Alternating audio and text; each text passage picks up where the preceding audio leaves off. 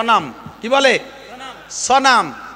এই সনাম পূজারী একজন, অনেক বয়স, 100-র উপরে বয়স, একটানা 80 বছর পর্যন্ত সে তার প্রতিজ্ঞা ছিল, আমি যেখানে যাব সনামকে সাথে রাখবো, সনামরে পূজা করব, সনামের জিকির জপ। আমরা জিকির করি আল্লাহ, বলেন আল্লাহ আল্লাহ আল্লাহু আল্লাহ আল্লাহ আল্লাহ আল্লাহু আল্লাহ আল্লাহ আল্লাহ আল্লাহু আল্লাহ।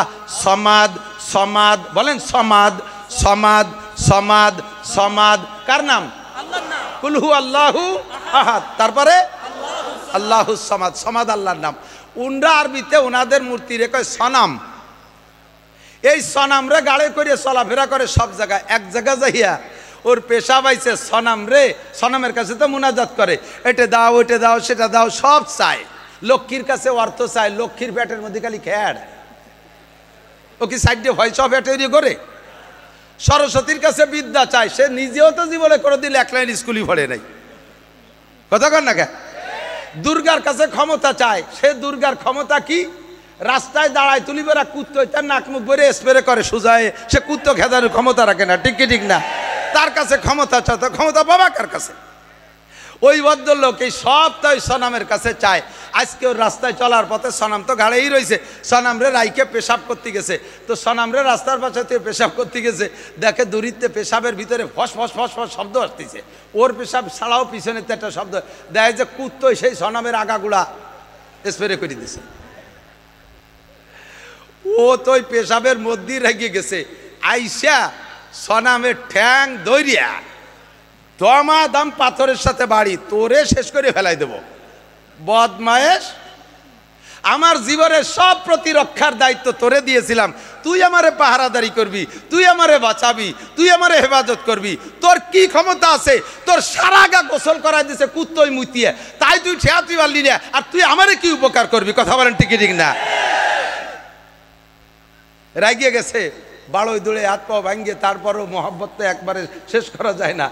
এরে নিয়ে আবারও জিকির করতে করতে যাইতেছে, তো সনাম রে নিয়ে সামনে বসে জিকির করতে করতে হঠাৎ মুখ থেকে বেরোয় গেছে সমাদ। কি বেরোইছে? সমাদ। এই সনাম রে 80 বছর ডাকছে, সনামে জবাব দেয় না। আর সনাম রে ডাকতে যে সমাদ মুখ দিয়ে বেরোয় গেছে, উপরে সমাজ জবাব দেয়, লব্বাইক আল্লাহ লব্বাইক ইয়া আবদি লব্বাইক ইয়া আবদি, হে আমার বান্দা তুমি আমারে কেন ডাকলা? কন আল্লাহু আকবার। তুমি আমারে কেন ডাকলা? এমন একটা আওয়াজ উপর থেকে আসছে, মানুষের কণ্ঠের সাথে মেলে না, দুনিয়ার কোনো প্রাণীর কণ্ঠের সাথে মেলে না, একটা অপরিচিত কণ্ঠ উপর থেকে জবাব আসলো, ইয়া আব্দিলি মা দাওতানি, বান্দা তুমি আরে কি মনে করে ডাকলা? ওর ভিতরে একটা পরিবর্তন এসে গেছে মুহূর্তের ভিতরে। আরে যারে জীবন ভরে সামনে রাইকা সনাম করে জিকির করলাম 80টা বছর, কোনোদিন আমারে জবাব দিল না, কোনোদিন আমারে জবাব দিল না। আর যারে ডাকি নাই তারে মনেও করে ডাকি নাই, বেশাকটা ভুল করমে জবান থেকে সনাম কইতে যে সমাদ বেরোয় গেল, আর সেই সমাদ আমার ডাকে সাড়া দিল। কাজেই সনাম আমার কেউ না, সমাদ আমার সব। আল্লাহ আমার রব, বলেন ওই রবই আমার সব। আল্লাহ আমার রব, ওই রবি আমার সব। সমাদ আমার রব, সমাদ আমার সব। ঠিক কি ঠিক না? বলি নাই করে দিন নীরবে পূজা পাঠ করে গেছো, সরকার বাহাদুর তোমাদেরকে সব কিছু বেশি দিয়েছে।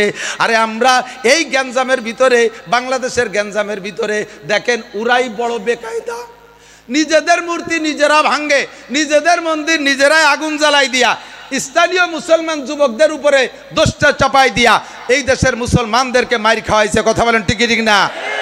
এই কৌশল যাতে ব্যবহার করতে না পারে, আবার একটা গ্যাঞ্জাম না লাগাই দিতে পারে, এই জন্যই এই সরকার পতনের মুহূর্তে মাদ্রাসার ছেলেরা, স্কুল কলেজের ছেলেরা, ধর্মপ্রাণ মুসলমানরা, শাসনতন্ত্রের যুবকরা মন্দির পাহারা দিয়েছে। আপনারা জানেন কি জানেন না? মন্দির পাহারা দিয়েছে। আমরা এত খেদমত তোমাদের করি, আর তোমরা আমার নবীর সম্পর্কে এমন আচরণ করলে, এমন আচরণ করলে। এখনই যদি, আগামীকাল যদি কি বলা হয়, সমাবেশ ডাকা হয়, প্রতিবাদ সমাবেশ ডাকা হয়, আপনারা সকলে উপস্থিত হইতে পারবেন তো ইনশাআল্লাহ? যাইতে পারবেন তো ইনশাআল্লাহ? কাজের বাহানা দেবেন, কাজের বাহানা দেবেন। নবী না আসলে আপনি দুনিয়া আসতে পারতেন না, আপনার সব কাজ পড়ে থাকতো, আপনি কিছুই করতে পারতেন না। নবী আসার কারণে আপনার জন্ম হয়েছে। ও দোস্ত, আমার নবীর অপমান এইটা আমরা সইতে পারবো না। আগামীকাল যদি আমাদের ডাক আসে ইনশাআল্লাহ আমরা বেরিয়ে পড়বো, ঠিক আছে না? প্রতিবেশী গোপালগঞ্জ এরিয়ার মধ্যে যারা আসছেন, শুধু তারাই না, এ পাশেও বলমারি তো গোপালগঞ্জের কাছ দিয়ে যারা আছেন, আগামীকাল আমাদের গোপালগঞ্জে সকাল 10টা থেকে 12টা পর্যন্ত এই প্রতিবাদ সমাবেশ হবে এবং স্মারকলিপি দেবো আমরা ডিসি মহোদয়ের কাছে, প্রেস ক্লাবের কাছে। রসুলের আশেক যারা আছেন, আশেকের রসুল যারা আছেন, খালি জিলাপি খাওয়া আশেক না, 12ই রবিউল আউয়ালে জশ্নে জুলুস করা আশেক না, আরে মিছিল দেওয়া আশেক না, অরিজিনাল আশেকের রসুল যারা আছেন, রক্ত দিয়ে হলেও, জীবন দিয়ে হলেও, পায়ে হেঁটে হলেও আগামীকাল গোপালগঞ্জ যাওয়ার চেষ্টা করা যাবে তো ইনশাআল্লাহ। বেশ কিছুদিন আগে, আরও বেশ কয়েক যুগ আগে ভারতের ভিতরে আর এক বদমায়েশ ঠাকুর আমার নবীর নামে রঙ্গিলায় রসুল বই লেখছে, রঙ্গিলায় রসুল। এর ভিতরে নবীর অনেক কটূক্তি করছে। ভারতের এক যুবক মাদ্রাসার ছাত্র না, তবলিগের কোনো আমির না, ইসলামী শাসনতন্ত্র ইসলামী কোনো দলের যুবক না, এ আমার কলেজের যুবক, আমার স্কুলের যুবক, আমার জেনারেল স্টুডেন্ট। তোদের মধ্যে থেকে একটা যুবক সে তরবারি একটা চাদরের মধ্যে পেঁচাই নিয়ে ঠাকুরের গেটে যে বলছে, অমুক ঠাকুর কোথায়? বললো যে ভিতরে। কেন, কি খবর? তার সাথে আমার সাক্ষাৎ আছে। বলেন আগে কি সাক্ষাৎ? বলে না, দরকার আছে, আগে সাক্ষাৎ করতে দেন। ভিতরে চলে গেছে, যার অনুমতি দিয়েছে, যাইয়ে সামনে বসে বলছে, এই তুই আমার নবীর সম্পর্কে এই গুস্তাখি আলোচনা তুই করেছিস? আমার নবীর সম্পর্কে এই তুই লিখছিস? সে জানে যে আমরা ভারতের মহাশক্তি, আমরা ভারতের মানুষ, আমাদের সামনে আবার কে আসে? আর গেটে তো আমার পাইক পেয়াদা আছেই। ও বলছে, হ্যাঁ লিখেছি, তোমার নবী এই দোষে দোষী, তোমার নবী চরিত্রহীন ছিল, তোমার নবীর শরিয়াতে 4টে বিয়ে করার অনুমতি আছে, কোরআনে বলছে, আর তোমার নবী 9টা স্ত্রী ব্যবহার করেছে, তোমার নবী শরিয়াত বিরোধী কাম করেছে। জোরে কন্যা নাউজুবিল্লাহ। বলার সাথে সাথে জারিয়াতিন আও ইলমিন ইউনতাফাউ বিহি আও ওয়ালাদিন সালিহিন ইয়াদউ লাহু আও কামা ক্বালা আলাইহিস সালাতু ওয়াস সালাম। সাদাকাল্লাহু মাওলানাল আযীম ওয়া সাদাকা রাসূলুহুন নাবিয়্যুল কারীম ওয়া নাহনু আলা যালিকা লামিনাশ শাহিদিনা ওয়াশ শাকিরিন ওয়ালহামদুলিল্লাহি রাব্বিল আলামিন। সুবহানাকা লা ইলমা লানা ইল্লা মা 'আল্লামতানা ইন্নাকা আনতাল আলিমুল হাকীম। জাযাল্লাহু আন্না মুহাম্মাদাম মা হুয়া আহলুহু সুবহানাল্লাহি ওয়া বিহামদিহি সুবহানাল্লাহিল আযীম। রব্বি ইশরাহ লি সাদরি ওয়া ইয়াসসির লি আমরি ওয়াহলুল উকদাতাম মিন লিসানি ইয়াফকাহু কওলি। রব্বি জিদনি ইলমা। আল্লাহুম্মা আরিনাল হাক্কা হাক্কান ওয়ারযুকনা ইত্তিবা'আহ ওয়া আরিনাল বাতিলা বাতিলান ওয়ারযুকনা ইজতিনাবাহ। সকলে বলি আমিন। মোহাব্বতের সাথে একবার দুরূদ শরীফ পড়ে নেই। আল্লাহুম্মা সাল্লি আলা মুহাম্মাদিন ওয়া আলা আলি মুহাম্মাদ কামা সাল্লাইতা আলা ইব্রাহিম ওয়া আলা আলি ইব্রাহিম ইন্নাকা হামিদুম মাজিদ। اللهم بارك على محمد وعلى آل محمد كما باركت على إبراهيم وعلى آل إبراهيم إنك حميد مجيد।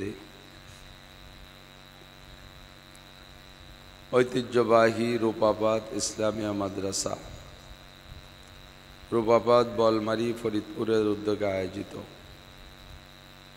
কারি সিদ্দিকুর রহমান সাহেব রহিমাহুল্লাহ প্রতিষ্ঠিত মাদ্রাসার ৮ম বার্ষিক ওয়াজ মাহফিল। অধ্যকার মাহফিলের সম্মানিত সভাপতি, আজকের মাহফিলের প্রধান বক্তা, অন্যান্য ওলামাই কেরাম,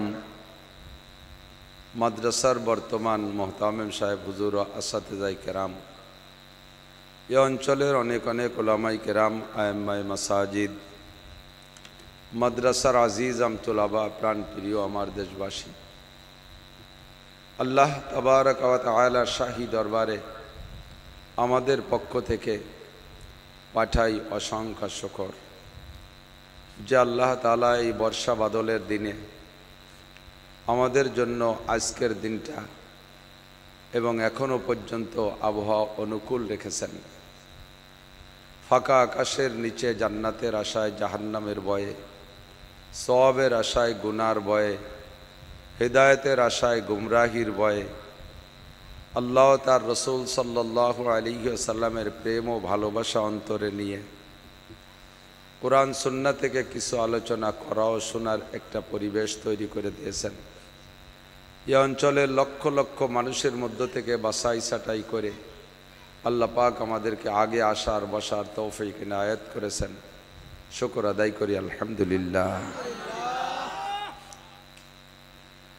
আজকের মাহফিলের আমাদের প্রধান বক্তা হিসেবে আসছেন হযরত মাওলানা আরিফ বিন হাবিব সাহেব হাফিজাহুল্লাহ। বর্তমান সময়ের সবচাইতে আলোচিত ব্যক্তিত্ব আমাদের কওমি অঙ্গনে। বয়ানও বড় নুরানি রোহানি বয়ান, দালায়েল সহ সহি কোরআন হাদিসের কথা বলেন। আমাদের এখানে নতুন আসতেছেন, আশপাশ থেকে যথেষ্ট লোক আসবে, এই বিশাল মাঠ ভরে যাবে ইনশাআল্লাহ। আমরা শেষ পর্যন্ত নীরবে তার কাছ থেকে হেদায়েতি কথা শুনবো। আল্লাহ আমাদের নসিব করে, সবাই বলেন আমিন। বিগত কয়েক বছরই এখানে আসি। ভাই মাহফিল শুরু করার পর থেকে নিয়ে, এ মাদ্রাসা শুরু থেকে নিয়ে, বৃষ্টি বাদল কাদা কিচড় বিভিন্ন কিছু উপেক্ষা করে এখানে মাহফিল করা লাগছে। আমরা কম বেশ আসি, খুব একটা মিস আমার হয় নাই, মনে হয় প্রতি বছরই এসেছি। এবং উনি আগে ছিলেন ওপাশে বাহিরবাগ মাদ্রাসা, সেখানেও থাকাকালে আমাকেই প্রত্যেক বছর উনি নিয়ে আসতেন। আন্তরিক রোহানি আত্মিক সার্বিক সম্পর্ক তার সাথে আমার ছিল। গত বছরও মাহফিলে তার থেকে এখানে খেদমত নিয়েছি। এবছর উনি দুনিয়ায় নেই, কবরে চলে গেছে। যদিও আমার আত্মীয় না, রেশতায় কোনো আত্মীয় না, কিন্তু রোহানি আত্মিক সম্পর্কে এতটা মায়া লাগে যা বলার না। আপনাদের দেশের একজন নেক সন্তান চলে গেছে, আপনারা তার রোহের মাগফিরাত আর তার সার্বিক গুনাহ মাপের জন্য জান্নাতের আলা মাকাম নসিব হয়, এজন্য সর্বক্ষণ দোয়ার ভিতরে শামিল রাখবেন। আল্লাহ তাআলা তাকে জান্নাতুল ফেরদাউসের আলা মাকাম নসিব করে, সবাই বলে আমিন। এ কথাই বলতে চাইছি, ওনার বড় ভাই একটু আগে হাত ধরে কেঁদে দেছে। সিদ্দিক আমার ছোট ভাই। বাস্তবে যেটা বলতে হয়, দুনিয়ায় আসার জন্য সিরিয়াল শর্ত, যাওয়ার কোনো সিরিয়াল নাই, ঠিক কিনা? কেউ যেন এ কথা না ভাবি দাদা আগে মরছে, পরে আব্বা মরছে, এরপরে আমি। এভাবে আমাদের পরবর্তী জেনারেশন, তাদেরও সিরিয়াল এরকম। এই সিরিয়াল সব জায়গা ঠিক থাকে না। দুনিয়ায় আসার জন্য আগে দাদার আসতে হবে, তারপরে আব্বার আসতে হবে, তারপরে আমাকে আসতে হবে, তারপরে আমার ছেলে, তারপরে তার ছেলে। আসার জন্য সিরিয়াল জরুরি, চলে যাওয়ার জন্য এই সিরিয়াল জরুরি না। কার কতটুকু হায়াত মুকদ্দার আছে, আল্লাহর পক্ষ থেকে বরাদ্দ আছে, এটা আল্লাহ পাকই ভালো জানে। যখন যার ডাক আসবে আল্লাহ পাক তাকে তখন নিয়ে চলে যাবেন। 24টা ঘন্টা আমাকে প্রস্তুত থাকতে হবে, কোথায় এক ফোঁটা এদিক সেদিক খেয়াল করবেন না, খুব লক্ষ্য রাখি। আল্লাহ পাক বলেন, তুমি দুনিয়ার অনেক কিছু অস্বীকার করতে পারো, কোরআনের অনেক কিছু অস্বীকার করতে পারো, যেহেতু স্বীকার অস্বীকারের ব্যাপারে তোমাকে স্বাধীনতা দেয়া হয়েছে। আগে তো না, এই যে একটু বিষয় নিক, একটু বিষয় নেন।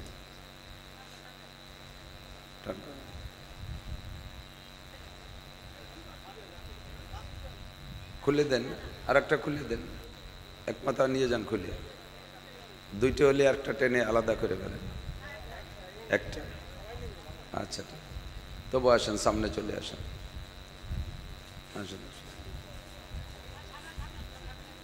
আগে আসেন, আগে আসেন। বক্তা শ্রোতার ভিতরে দূরত্ব বেশি হয়ে গেলে ফ্যানটা একটু হালকা বাঁকায় দেন আমার থেকে। বক্তা শ্রোতার মাঝে দূরত্ব বেশি হয়ে গেলে কথার অ্যাকশন কমে যায়, কথার জজবা কমে আসে। কারণ আমরা বলে থাকি, আর একটু ঘুরে দিন, আর একটু ঘুরে, আমার গায়ে কম দেন বাতাস, আর একটু ঘুরে দিন।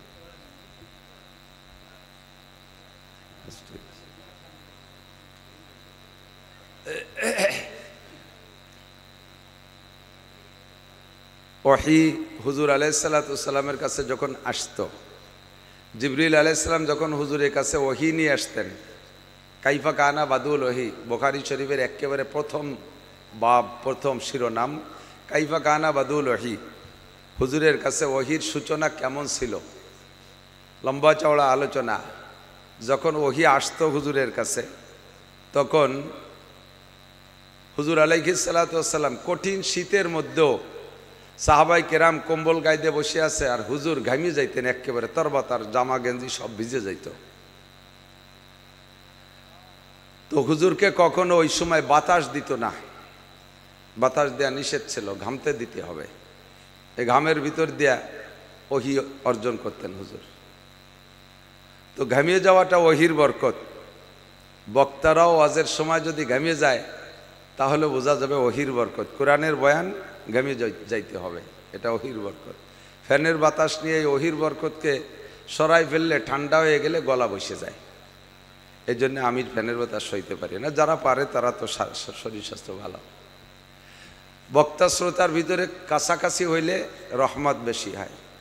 আল্লাহ পাক রব্বুল আলামিন নবী আলাইহিস সালামের কাছে প্রথম যে ওহী পাঠাইছে, গারে হেরায় জাবালে নূরে, হাজী সাহেব যারা গিয়েছেন তারা দেখেছেন। বুড়োকালে হজে গেলে পরে ও জায়গা যাওয়া সম্ভব না, সময় মতো হজে যেতে হবে, শক্তি থাকতে যাইতে হবে। আমি এখন দুর্বল হয়ে যাচ্ছি ধীরে ধীরে। এবছর যাইয়া জাবালে নূরে উঠতে সাহস পাই নেই। আমার ছোট দুই ছেলেকে নিয়ে গেছি, ওরা পেলপেল করে উঠে চলে গেছে। 13 সালে হজে গেছি, মাশাআল্লাহ সে সময় শক্তি সাহস বেশি ছিল। ফজরের নামাজ পড়া মক্কা থেকে বেরোইছি, যাইয়া জাবালে নূরে গারে হেরার মধ্যে ঢুকছি। আমার মনে হয় যেন আমার আগে আর কেউ যায় নেই বলে আমার বিশ্বাস। একসাথে 3 জন গেছি, 3 জনের 2 জন পিছে পড়ে গেছে, আমি আগে উঠে চলে গেছি। ওনারা একটু মোটা, উঠতে দেরি হয়েছে, আমি পাতলা উঠে চলে গেছি। আমি মনে করছি আমি সবার আগে আসছি। ঢুকে যে দেখি গারে হেরার ভিতরে দেখি 3টে মহিলা বসা। ওরা কোন সময় গেছে আল্লাহ জানে, বোরকা পরা, কান্নাকাটি করতেছে।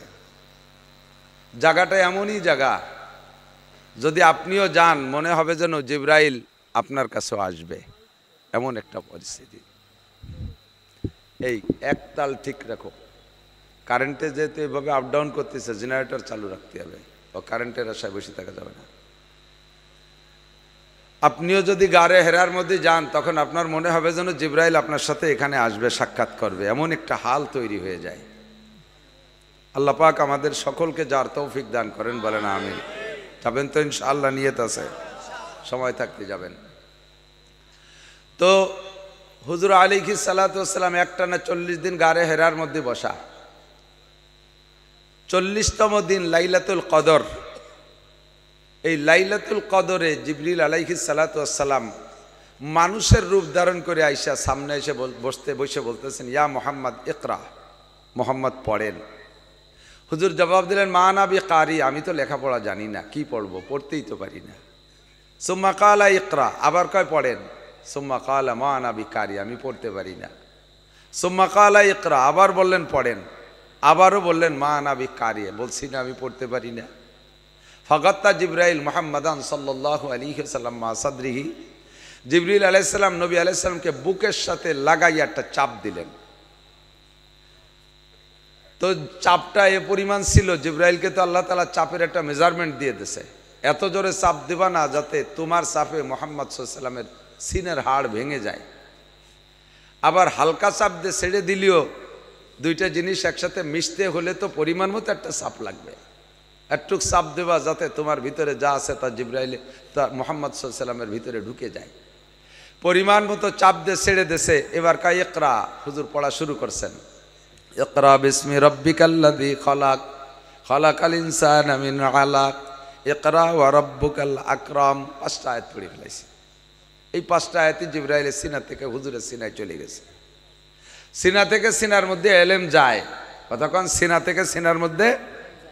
তো দুইজনের সিনা তো কাছাকাছি হইতে হবে। একজনের সিনা যদি 20 হাত দূরি হয় আর বলনেওয়ালা সিনা যদি 20 হাত দূরি হয় তাহলে তো সিনার থেকে সিনায় যায় না। যদি এই কথাটা বর্তমান বা কোনো কালের বিজ্ঞানীরা আর বস্তুবাদীরা স্বীকার করে না যে সিনার থেকে সিনার মধ্যে কি করে যায়, বস্তা বস্তা বই পুস্তক পড়াই, তারপরও 10টা 5টা 7টা প্রাইভেট মাস্টার দিয়ে পড়াই, এরপরও ম্যাট্রিক পাস করতে পারে না। আর বুকের সাথে বুক মিশাইলে এই বুকের চেয়ে ওই বুকের মধ্যে এলেম চলে যায়। মৌলবীরা এটা ফাও কথা জীবন ভরিয়ে কয়। এটা ফাও কথা না আসল কথা? তোমাদের প্রযুক্তি এর প্রমাণ করে দেয় যে সিনার থেকে সিনার মধ্যে যাইতে পারে। কতক্ষণ? এটা মোবাইল না, এর মধ্যে একটা মেমোরি আছে, মেমোরি কার্ড আছে না নাই? 32 জিবি। এটার মধ্যে আরো বড় জিবি আছে। তো এই 32 জিবি একটা মেমোরি কার্ড ভরা অনেক কিছু, গজল আছে, হামদ আছে, নাত আছে, ওয়াজ আছে, তেলাওয়াত আছে, কোরআন শরীফের কারীদের কিরাত আছে, এর প্যাড ভরা সব কিছু লোড দিয়ে আছে। এইটা লোড দিছি আজ 5 বছর ধরে মোবাইলটার বয়স, এই 5 বছর পর্যন্ত লোড দিছি। আর একটা মোবাইলের মধ্যে নিতে কি 5 বছর লাগবে? অল্পক্ষণের মধ্যে নেওয়া যায় কি না? ব্লুটুথ কানেকশন দিয়ে 2টা মোবাইল সিনের সাথে সিনে মিশিয়ে এক জায়গায় শোয়াই তুলি, অল্পক্ষণের মধ্যে এর পেটে যা আছে সব ওর পেটে চলে যায়, যায় কি না? তো তুমি মানুষ, তোমার একটুক একটা মাথা বিলের মাথার মতো মাথা, ওর মধ্যে ফটাকখানিক গিলু, তাই দিয়ে যদি এমন আবিষ্কার করতে পারো যে একটা জড় পদার্থ মোবাইল এর সিনার মধ্যে যা আছে তাই যদি আর একটা মোবাইলের সিনার মধ্যে ব্লুটুথ কানেকশন দিয়ে সিনার সাথে সিনা মিশাই তুলি যদি ঢুকে যায়, তাহলে আল্লাহ পাক রব্বুল আলমিনের কুদরতে কামেলা জিবরাইলের সিনার থেকে রসুল্লাহ সাল্লাল্লাহু আলাইহি সাল্লামের সিনার মধ্যে, পীর সাহেবের সিনার থেকে মুরিদের সিনার মধ্যে, বক্তার সিনা থেকে শ্রোতার সিনার মধ্যে, উস্তাদের সিনার থেকে ছাত্রর সিনার মধ্যে যাইতে পারে কি পারে না? ফামা জবাবুকুম ফাহুয়া জবাবুনা। যে জবাব তোমরা দিবা ওই জায়গা, ওই জবাবে আমাদের জবাব। আমি মাঝে মাঝে বলে থাকি, আমাদের বলা অনেক কিছু নিয়ে তারা ব্যঙ্গ করে, ঠাট্টা করে, সব কিছু তাদের আবিষ্কারের মধ্যে জবাব আছে। কতক্ষণ? যেমন ধরে নেন, আমরা বলি কারি সিদ্দিকুল ইসলাম সাহেবের কবরের কাছে গিয়ে অথবা এই জায়গায় বসে আমরা 3 বার কুলুসুরো পড়বো, সকলে একবারও যদি পড়ি, 3 বারই জরুরি না, একবার পড়লে 10 পারা কোরআন শরীফ সব চলে যাবে। বলেন না সুবহানাল্লাহ? আমরা হুজুরের নিয়ত করে মোনাজাত করা লাগবে না, একবার পড়ে ফেলি। তাহলে এখানে কত মানুষ আছে? 1000 খানিক মানুষ আছেন। তাহলে 900 যদি হয় তাহলে 300 খতম কোরআন শরীফের সওয়াব চলে যাবে। পড়েন সবাই একবার, বিসমিল্লাহির রহমানির রহিম। কুল হুয়াল্লাহু আহাদ আল্লাহুস সামাদ লাম ইয়ালিদ ওয়া লাম ইউলাদ ওয়া লাম ইয়াকুল লাহু কুফুয়ান আহাদ। আল্লাহর কসম 10 পারা কোরআন শরীফ পড়ার নেকি পেয়েছি, আর আমরা নিয়ত করছি কারি সাহেব হুজুরের রুহের জন্য, ঠিক আছে না? নিয়ত করছি না? আর উনি জায়গায় বসে পেয়ে গেছে, কবরে শুয়ে পেয়ে গেছে। ওনার কবর তো সম্পূর্ণ একেবারে টাইট করা, দরজা জালনা কিচ্ছু নাই, ফুটো ভাগ নাই, তা ঢোকলো কোন জায়গায় দিয়ে? নাকি ঢোকে কোন ভাগ দিয়ে? তো বলবো তোমারও যে ভাগ দিয়ে ঢোকে ও জায়গা সেই ভাগ দিয়ে ঢোকে। চট্টগ্রামের থেকে মোবাইলে বিকাশে টাকা পাঠালে এই মোবাইলই ঢোকে, ঢোকে ঢোকে। বিদেশের থেকে পাঠাইলেও ঢোকে, ইদানিং আমেরিকার থেকে পাঠাইলেও ঢোকে, জাপানের থেকে পাঠাইলেও ঢোকে। এই মোবাইলের মধ্যে টাকা ঢোকে কোন ভাগ দিয়ে? কয় যে বাঁচতে ফুটো ফুটো আছে। তো ডোয়ার সময় কি দেখছো টাকা ঢুকলো? এ টাকা যদি আকাশ দিয়ে উড়িয়ে এসে ঢুকতো তাহলে এক মোবাইলে ঢুকতো না, পথে জাল পাইতে মানুষ বসে থাকতো, পথের চাই রেখে দিত। কথা কন না?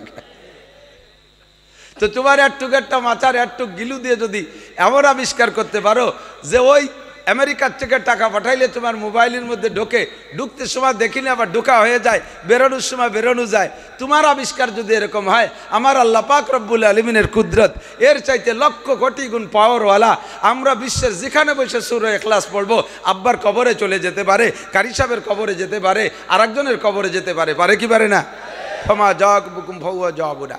এই জন্য আমরা বক্তা শ্রোতা কথা বলার জন্যে আমরা তৃপ্তি বা একটু কাছে কাছে আসলে এখন ভালো লাগবে ইনশাল্লাহ, সব বক্তাই খুশি হবে। আল্লাহ পাক বক্তাদের জবান থেকে জরুরি মূল্যবান কথা বের করে দিক, সবাই বলে আমিন। আপনি অস্বীকার করতে পারেন, আমি যে কথা বলতেছিলাম, অস্বীকারের স্বাধীনতা আছে, স্বীকারেরও স্বাধীনতা আছে। ফামান শাআ ফালইউমিন ওয়া মান শাআ ফালইয়াকফুর। যার মনে চায় মানো। কে বলেছে? একটু বলেন, কে বলেছে? মুখ দিয়ে একবার বলেন না, কে বলছে? 4000 নেকি পেয়ে গেছেন। এই জায়গাটা নেকির কারখানা, যদিও পোল্ট্রির গন্ধ আসতেছে তবুও নেকির কারখানা। একদিনের জন্য তো আর ফার্ম বন্ধ করে দেওয়া যায় না, একটু কষ্ট করে ধৈর্যের সাথে বসতে হবে। লোক আসবে প্রচুর, এইরকম একটা মাঠ ছাড়া তো আরিফ বিন হাবিবের মাঠ হয় না। আল্লাহ একবার আল্লাহ বললে কয়টা নেকি ভুলে গেছে, একটু সবক দেন না। কয় নেকি? 4000 নেকি, আরো বেশি দিতে পারে আল্লাহ। আমি তো গরিব মানুষ বলে কম কইছি।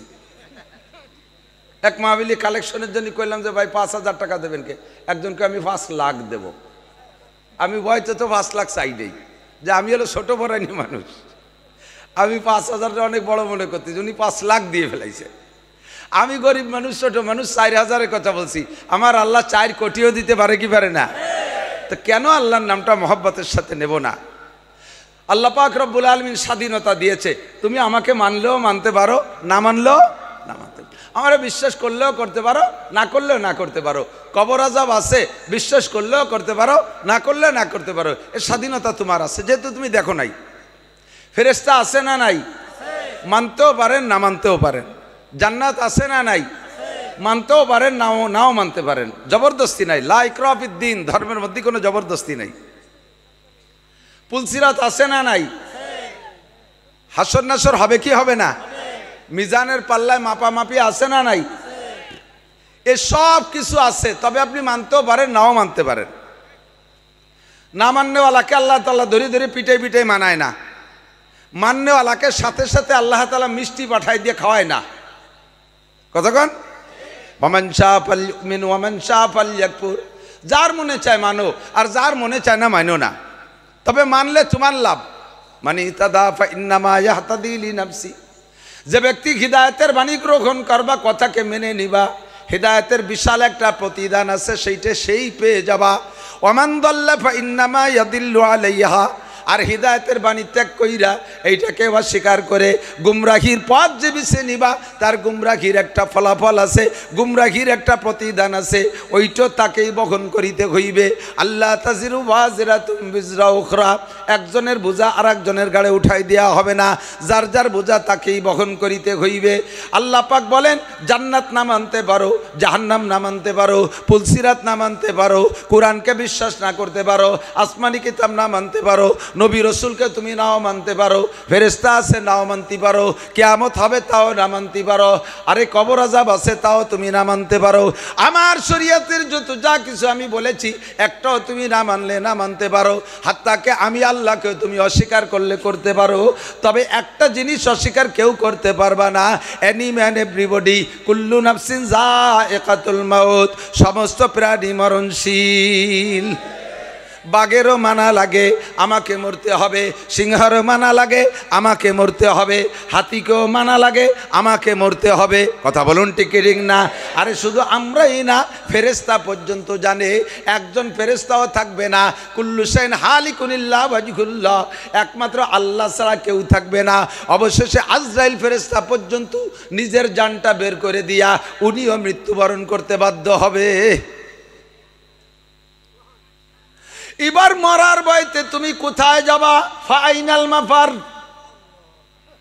করোনার ভয়তে মুখে মাস্ক পরো, বিভিন্ন রোগের ভয়তে তুমি অনেক প্রোটেকশন ব্যবহার করো, অনেক প্রতিবাদী অনেক কিছু তুমি ব্যবহার করো, কোনো তাই তোমারে বাঁচায় রাখতে পারবে না।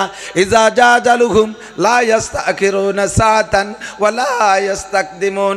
আর মরণ যখন আসবে, ও দোস্ত ভালো করে মনে রাখেন, হায়াত সীমিত, বলেন হায়াত, মরণ অবধারিত, রিজিক বন্টিত। রিজিক এই তিনটের ভিতরে আমাদের কাহারও হাত দেওয়ার সুযোগ। হায়াত সীমিত, কেউ অসীম হায়াত নিয়ে দুনিয়া আসে নাই, কতক্ষণ আমাল হায়াতুদ দুনিয়া ইল্লা কালিল, এবং তা অতি সামান্য, একেবারে সামান্য, অল্প একটু হায়াত নিয়ে এসেছি। এই হায়াত সীমিত হায়াতকে কোনো কিছুতে বাড়ানো যাবে না। যত চিকিৎসা করেন সে নির্দিষ্ট সময় চলে যেতেই হবে। হায়াত সীমিত, অল্প একটু হায়াতের ভিতরে আমাকে পরকালের বিশাল পাথর নিয়ে যেতে হবে। আর দুনিয়া মাজরাতুল আখেরা, লক্ষ্য করি, খেয়াল করি, এই দুনিয়া হলো অল্প একটু হায়াত। অল্প একটু হায়াতের ভিতরে এই হায়াতটাকে বলা হয় দুনিয়ার এই জিন্দেগিটা হলো আখেরাতের জন্য খেতি, আখেরাতের জন্য ক্ষেত জমি। এখান থেকে কামাই কইরা আমাকে অনাদি অনন্তকালের সুখ শান্তি আমাকে সেখানে গিয়ে উপভোগ করতে হবে। অল্প একটু সময়ের ভিতরে ইনকাম করে যেতে হবে, তবে এই সময়টুর কোনো সীমাবদ্ধতা নেই। আরে এদিক তাকান, আল্লাহ তাআলা এর জন্য হায়াতের একটা সীমাবদ্ধতা কেউরে আগে জানায় না দিয়ার কি হিকমত আল্লাহই ভালো জানে। তবে আমি যেটা বুঝি সেটা হলো, যদি কেউরে নির্দিষ্ট হায়াত আমাদের মরণের সময়, জন্মের সময় গলায় যদি একটা ওয়ারেন্টি কার্ড দিয়ে দিত, ওই যে ফ্রিজ কেনেন, ফ্রিজে ওয়ারেন্টি কার্ড আছে না, এসিতে ওয়ারেন্টি কার্ড আছে না, মোবাইলে ওয়ারেন্টি কার্ড আছে, এখন যা কিনবেন বৈদ্যুতিক যন্ত্রপাতি সবগুলোর সাথে ওয়ারেন্টি কার্ড দিয়ে দেয়, একটা গ্যারান্টি দিয়ে দেয়, ঠিক না? এর ভিতরে নষ্ট হয়ে গেলে আপনারে পাল্টাই দেবে অথবা সারিয়ে দেবে। কিন্তু আমার এই জিন্দেগির জন্য একটা ওয়ারেন্টি কার্ড আল্লাহ দেয় নাই। কেন দেয় নাই? কয় যদি কের গলায় জন্মের সময় জুলাই দিত তুমি 60 বছর বাঁচপা, তাহলে ওই লোকটা 60 বছর বাঁচত না। কেন? প্রত্যেক দিন ওই কাঠ ধরে দেখতে, আরে আল্লাহ এদি 1 বছর চলে গেছে, আর কয়দিন ঠেলে ঠুলে গোটা 30 বছর পার করলিও 30-এর পরে যাইয়া দিন গুনতি গুনতি ওই স্টক করে বুঝিয়ে যেত আগে। আল্লাহ জানাই দেয় নেই তুমি একটু সকালবেলা মরবা, কাল সকালে মরবা, রাত্রেও বসে বসে মোটা মোটা প্ল্যান করে, ইন্ডাস্ট্রিজ করব, কলকারখানা করব, এই করব সেই করব, আমেরিকা যাব, জো বাইডেনের মাইয়ে বিয়ে করব, কত প্ল্যান প্রোগ্রাম করতে চালে থাকে, অথচ উনি সকালে মারা যাবে। কথা কন ঠিক কি ঠিক না? এখন চলে সবার যাইতেই হবে, চলে সবার যাইতে হবে। যার বাস্তব প্রমাণ আমাদের সামনে থেকে কারি সিদ্দিকুল ইসলাম সাহেবও চলে গেছে। আমার মনে হয় না যেন কে চলে গেছে, আমার মনে হয় না যেন মারা গেছে। কিছু কিছু মানুষের মরণের পর এইরকম মনে হয়, ঠিক কি ঠিক না? আর হৃষ্টপুষ্ট একটা মানুষ, বড় শরীফুন নসব একটা মানুষ, ভদ্রলোক একটা মানুষ, নামে আর কামে বড় মিল ছিল। কিছু কিছু নামের একটা ক্রিয়া থাকে, নামের একটা ক্রিয়া থাকে। সিদ্দিক নামের মানুষগুলো দুই একটা ব্যতিক্রম থাকতে পারে, সিদ্দিক নামের মানুষগুলো বেশিরভাগই ভালো হয়, সত্যবাদী হয়। আবু বকর সিদ্দিক রাদিয়াল্লাহু তাআলা আনহু, ঠিক না? আমার বিশ্বাস ভাইকে আল্লাহ তাআলা কিয়ামতে আবু বকর সিদ্দিকের সাথে পার করে দিবেন আল্লাহ তাআলা।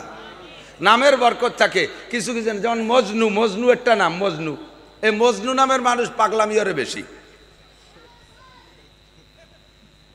আমাকে এক সাথী ছিল ছোটবেলায় মজনু নাম, তার পাগলামি জ্বালায় হুজুররাও অস্থির, পরে কর নাম পাল্টাও, পরে নাম পাল্টায় ইমদাদ নাম রাখছে, পরে আস্তে আস্তে শান্ত হয়ে গেছে। কিছু কিছু নামের বরকত থাকে। তো সিদ্দিক নামও বড় বরকতি নাম, সত্যবাদী। কি বাদী বলেন? আল্লাহ তাআলা ভাইকে মাফ করে দিক, বলেন আমিন। তো অল্প সময়ের ভিতরে চলে গেছে, সময় যখন হয়ে গেছে কেউ বলা যাবে না যে অকালে মৃত্যু হয়েছে। কের ওয়াকালে মৃত্যু হয় না। 5 বছরেরটাও কাল অনুযায়ী মরছে, 10 বছরেরটা মরছে, সেও তার কাল শেষ হয়ে গেছে মরছে, 16 বছরেরটা মরছে, সেও তার কাল শেষ হয়ে গেছে।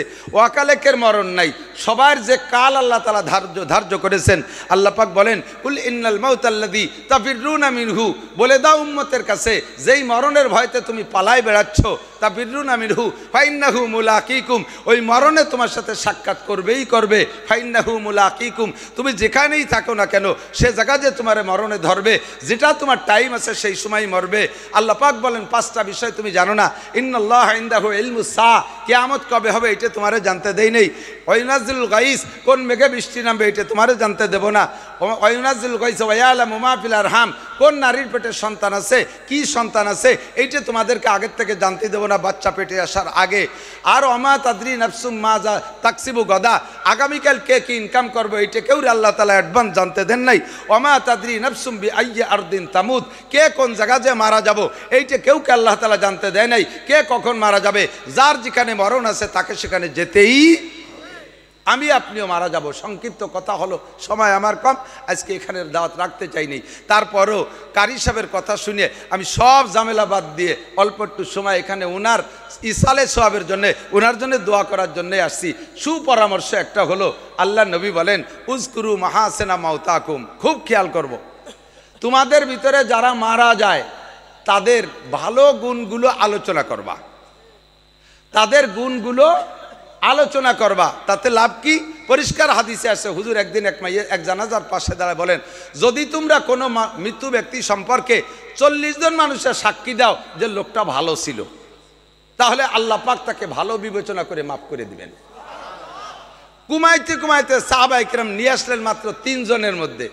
হুজুর লাস্টে বললেন, 3 জন মানুষও যদি মন থেকে বলো লোকটা ভালো ছিল, লোকটা এই গুণের অধিকারী ছিল, আল্লাহ তাআলা তাকে মাফ করে দেবেন।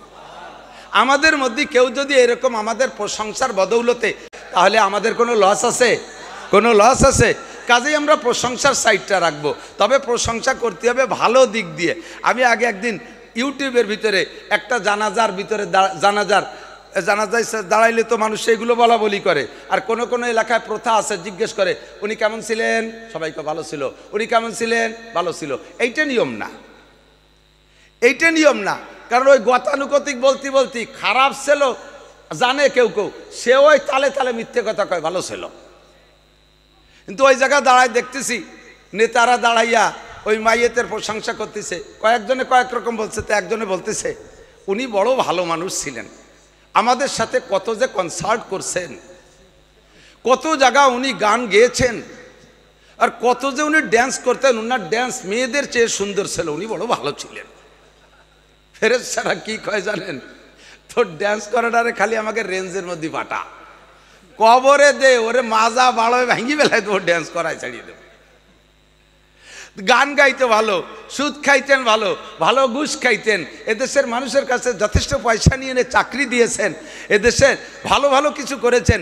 রাতের বেলা উনি চুরি করতেন, উনি ফার্স্ট ক্লাস ডাকাত ছিলেন, ডাকাতি লিডার ছিলেন, উনি 1 নম্বর মিথ্যাবাদী ছিলেন। এগুলো করার দরকার নাই। সেদিন একটা জানাজা পড়াইছি, সেই জানাজার যে মাইয়েতের উদ্দেশ্যে ওই মসজিদ মহল্লার ইমাম সাহেব সাক্ষী দিচ্ছেন। উনি বাড়ি আসছেন খুলনা থেকে, আজ থেকে 12 বছর আগে। এই 12টা বছর আমি এই মসজিদের 16 বছর ইমাম, উনি আসছে 12 বছর বাড়ি। 12 বছরের ভিতরে একটা ওয়াক্ত জামাতের নামাজ ওনার মিস হতে দেখিনি। ইমাম সাহেব যদি মুসল্লি সম্পর্কে এমন সাক্ষী দেয়, এবং উনার কোরআন শরীফ পড়াটা এত সুন্দর ছিল যে আমার অনুপস্থিতিতে উনি আমার স্থানে ইমামতি পর্যন্ত করতেন। আমি ঘুম থেকে না উঠলেও ফজরের সময় এসে আমাকে ডেকে উঠাইতেন। আমার জানা মতে উনি তাহাজ্জুদও ছাড়তেন না। এই জাতীয় প্রশংসার কথাগুলো ওই লোকটার মরণের পরে বিশাল উপকারে আসে। আমাদের যদি জানা থাকে, আমি যেটা জানি কারি সিদ্দিকুল ইসলাম সাহেব ভাইয়ের সম্পর্কে, আমার সাথে কোনোদিন উনি টকিঝকি করেন নাই, মানুষের উপরে প্রেশার ক্রিয়েট করতেন না। আমাদের দাওয়াত দিতে যায়, অনেকেই যায়, বক্তাদের দাওয়াত দিতে যায়, যাইয়ে একেবারে পাড়ায় ধরে দাওয়াত একটা রাখতেই হবে, যদি আপনি দাওয়াত না রাখেন তাহলে মমতাজ রেদে গান দেব। কে হিসাবে রিকেট দেশে আমার চিন্তা হতে পারে, আপনি যদি দাওয়াত না রাখেন তাহলে আমরা আইডি নাড়ই দেব। এভাবে এমন প্রেশার দেয়, অথচ ডায়েরিতে খালি নেই। কারি সাহেব যাইতেন, হুজুর এই তারিখ খালি আছে খালি, তাই লিখে নেন। এরপরে যদি বলতাম না ওই তারিখ খালি নাই, ইনশাল্লাহ আগামী বছর দাওয়াত নেব ইনশাল্লাহ। হুজুর আসছি তাহলে, আসসালামু আলাইকুম। কোনো বক্তা এই মাদ্রাসায় আসছে আর উনি যেখানে পড়াইছে তাকে দ্বিতীয়বার দাওয়াত দিলে সে আসবে না, এরকম আচরণ উনি কোনোদিন করতেন না। উনার নাম শুনলে আসার জন্য ব্যস্ত থাকতেন, লম্বা চওড়া টাইম ওয়াশ করার জন্য বিরক্ত করতেন না, হাসি মুখে কথা বলতেন, সত্য কথা বলতেন। একজন দিনদার মানুষ ছিলেন, লিবাজিল্লা আল্লাহর হস্তে খেদমত করেছেন। আপনারা কি সত্য, আমি কি সত্য বলতেছি বলেন? সত্য বলতেছি বলেন? আপনারা মনের থেকে ছাড়া বলবেন না। আর স্থানীয়ভাবে আপনাদের লেনদেন কেমন ছিল সেটা জানি না। আমি গুণটা এজন্য বলতে বাধ্য, দোস্ত হযরত ঈসা আলাইহিস সালাতু ওয়াস সালাম একবার সাথীদেরকে নিয়ে রাস্তা দিয়ে হাঁটতেছে।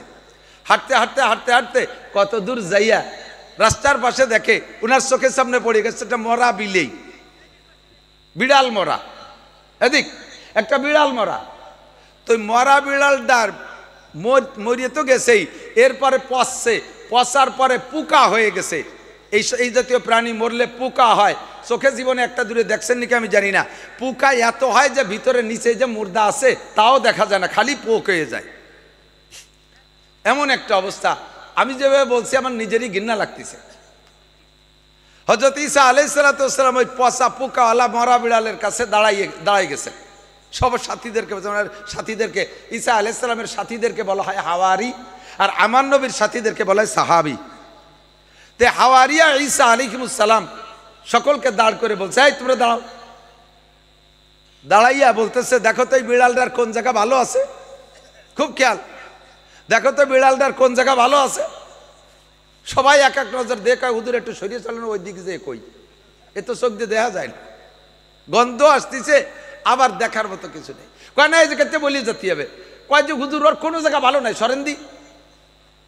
তো হুজুর 3 বার জিজ্ঞেস করছে, ভালো করে দেখো এর কোন জায়গা ভালো আছে। তো কেউ কইল না যে কোনো জায়গা ভালো আছে, সারা গা পোকা হয়ে গেছে। তো হযরত ঈসা আলাইহিস সালাতু ওয়াস সালাম সাথীদেরকে সরাই নিয়ে বলতেছে, বলো তো ওর তো কোনো জায়গা ভালো নাই, ওর দাঁত কয়টা ভালো আছে না? কয় যে হ্যাঁ হুজুর, দাঁত কয়টা একেবারে ফকফকে সাদা, কারণ ও তো কোনোদিন পান বিড়ি খায়নি, পান খালি না কালা হয়ে যায়, লাল হয়ে যায়, ওর দাঁত কয়টা খুব সাদা। তো হুজুরকে বললেন যে হুজুর বললেন আমি তোমাদের কাছে জিজ্ঞাসা করলাম যে ওর ভালো আছে কোন জায়গা, তাই কও। কেউ কইলে না, কে সবাই কও লেজে পোকা ধরছে, ঠ্যাঙে পোকা ধরছে, মাথায় পোকা ধরছে, বডি পোকায় ধরছে, সারা গা পোকা, দাঁত কয়টা ভালো, ভালো টুক তো কেউ কও না, সব জায়গা খারাপ তা কও কে? আমি তো খারাপ জিজ্ঞেস করি নাই, আমি কি বলছি কোন জায়গা খারাপ বলো, কোন জায়গা পোকা তা বলো, আমি তো খারাপের কথা জিজ্ঞেস করি নাই। আমি বলছি ভালো কোন জায়গা, দাঁত কয়টা ভালো আছে, আমি বলার পরে সাক্ষী দিচ্ছ, এই কথাটা আগে কেন বললে না? একটা মানুষের সারা গা ভালো খারাপ থাকে না, একটা মানুষের সব জায়গা নষ্ট থাকে না। মিথ্যে কথা কয় ঠিক আছে, চুরি করে ঠিক আছে, ডাকাতি করে ঠিক আছে, লুচ্চামি করে ঠিক আছে, সব কিছু তো এই সমস্ত অন্যায় সবগুলো ঠিকঠাক মতো করে। লোকটার আবার কিছু গুণও আছে। আল্লাহর নামে কোনো কেউ খারাপ আচরণ করলে, আল্লাহর নবীর শানে গুস্তাখি করলে, ওই চুরি ডাকাতি যাই করুক না কেন, ও জীবন বাজি রেখে লাফিয়ে পড়ে। আল্লাহ রসুলের শানে কোনো গুস্তাখি সহ্য করতে পারে না। কথা বলেন আছে না নাই? এরকম আছে না নাই? ও আমার যুবক ভাইরা, নামাজ পড়ো না, রোজা রাখো না, দাড়ি কাটো, দাঁড়ায় মতো, খাড়ায় খাও, আইটি পায়খানা করো, মদ খাও, গাঁজা খাও, ইয়াবা খাও, ফেন্সিডিল খাও, জিনা করো, ব্যভিচার করো, চুরি করো, ডাকাতি করো, যেই যা করো না কেন, ভারতের হিন্দু, ভারতের পুরোহিত বদমাইশ আমার নবীর মূর্তি বানাইয়া, আমার নবীর নামে মূর্তি বানাইয়া মূর্তির নাকটা ভেঙে দিয়ে কয় মুহাম্মাদের নাক ভাঙলাম। তোমরা মুসলমান সহ্য করতে পারবে? কখনো সহ্য করা সম্ভব? দেহের ভিতরে এক জাররা রক্ত থাকতে এর প্রতিবাদ আমি না করে ফিরে আসতে পারি না। কথা বলেন ঠিক ঠিক না? এমন গুণ যদি থাকে সেই গুণটা আমি কেন বলবো না? মুসলমান বিশ্বনবীর অপমানে যদি না কাঁদে তোর মন, কাজী নজরুল ইসলামের কথা ঠিক না? উনি কবিতা লিখেছে, বিশ্বনবীর অপমানে যদি না কাঁদে তোমার মন, মুসলিম না মুনাফিক তুমি রবিজির দুশ্মন। ভারত থেকে সমস্ত সব 2 নম্বরের প্রোটেকশন হয় ভারত থেকে। ভারত হলো ভেজালের গুরু, ভেজালের কারখানা। এদেশের যত ফরমালিন তাও আসে ভারতের থেকে, খাদ্যের ভেজাল ভারতের থেকে, তেলের ভিতরের ভেজাল ভারতের থেকে, সয়াবিন তেলের সরিষার তেল বানায় এই ভেজাল ভারতের থেকে আসে, সকল খাদ্যের ভেজাল, ধর্মের ভেজাল সম্পূর্ণ ভারতের থেকে প্রোটেকশন হয়। কথা বলেন ঠিক ঠিক না? গোলাম আহমদ কাদিয়ানি আমার নবীর এগেনস্টে নবুয়তি দাবি করেছে, আপনারা কি তাতে একমত? গোলাম আহমদ কাদিয়ানি নবী? কি বলেন? একটু জোরে বলেন। যে কাফের বলতে এই জায়গা মুখ বন্ধ করে রাখবেন। সবাই তো করছে আমি একা নাকলি কিয়েছে, ধরে নেওয়া হবে আর আসুকুতে নিসপুর রেজা, চুপ থাকার সমর্থনের লক্ষণ। মনে হবে যেন আপনি গোলাম আহমদ কাদিয়ানিকে নবী বলার পক্ষে। গোলাম আহমদ কাদিয়ানি কি? তাকে যারা কাফের না বলবে, তাকে যারা নবী বলবে তারা তো কাফেরই, তাকে যারা কাফের না বলবে তারাও কাফের। ঠিক কি ঠিক না? এর বাড়ি কোন জায়গা? ভারত। বাড়ি কোন জায়গা? দেখেন ইসলামের বিপক্ষে কত বড় বেয়াদবি। আমার নবী বলেন আনা খাতামুন নবিয়্যিন লা নবিয়্যা বাদি, আমি শেষ নবী, আমার পরে কোনো নবী আসবে। আমার আল্লাহ পাক রব্বুল আলামিন বলেন মা কানা মুহাম্মাদুন আবা আহাদিম মির রিজালিকুম ওয়ালাকিন রাসূলুল্লাহি ওয়া খাতামান নবিয়্যিন, মুহাম্মাদুর রাসূলুল্লাহ তোমাদের কাহারো আব্বা না, উনি হলেন গোটা মানব জাতির নবী ও রাসূল, আর উনি হলেন খাতামুন নবিয়্যিন, শেষ নবী, যার পরে আর কোনো নবী আসবে না। কথা বলি ঠিক কি ঠিক না? আমার নবীর পরে কোনো নবী আসবে না। গোলাম মোহাম্মদ কাদিয়ানী নবুয়তি করেছে, দাবি করেছে ভারত থেকে, ভারত সরকার তাকে সেখান থেকে উস্কাই দিয়েছে, তারে সহযোগিতা করেছে। আর এর সবচাইতে বেশি সহযোগিতা করেছে যারা, যাকে এখানে আবিষ্কারী করেছে, তারা হলো ইসরায়েলি ইহুদি। ও মুসলমান, বাংলাদেশে যত ভণ্ড পীর আছে, যত মাজারপন্থী আছে, সমস্ত মাজারের গুড়া আসছে ভারত থেকে। ভারতের থেকে ভণ্ডপীরদের আমদানি হয়। সারা পৃথিবীতে যত ভণ্ডপীর আছে, সমস্ত ভণ্ডপীরের মার্কাজ হলো ভারত, সেখান থেকে প্রোডাকশন হয়। এই ভারত হলো ধর্মের ভেজালেরও গুরু। গোটা দুনিয়ায় একটা তরতিবের সাথে কাজ করত, একটা তরতিবের সাথে কাজ করত। আমাদের বাংলাদেশে ধর্মীয় দল কতগুলো দেখেন, 3 মৌলবী 13 দল, ইসলামী দল রাজনীতিতে কতগুলো, 13টা দল সেদিন এক জায়গা হয়েছে, 13 দল। একটা দল ছিল ঐক্যমতে, ওই দলটার নাম হলো তবলিগ জামাত। কতক্ষণ ঠিক ঠিক না? আমেরিকার তবলিগলাদেরও যেই স্বভাব, জাপানের তবলিগলাদের সেই স্বভাব, সৌদি আরবের তবলিগলাদের সেই স্বভাব, 7টা মহাদেশের সব তবলিগলারা এক সুতোয় গাঁথা, একই মিজাজে একভাবে কথা বলতো। আর এই তবলিগের ভিতরে বিশাল একটা ফাটল সৃষ্টি করেছে, যেই লোকটা সেই লোকটার বাড়িও কোন জায়গা? ভারত। ধর্মের ভিতরে ভেজাল সৃষ্টিকারী সবগুলোর বাড়ি ভারত। আর এই মুহূর্তে আইসা এই ভারতের কোন জায়গা? গুজরাট। কি নাম যেন এই কি নাম? মুম্বাই। ওই সাড়ালের নাম কি?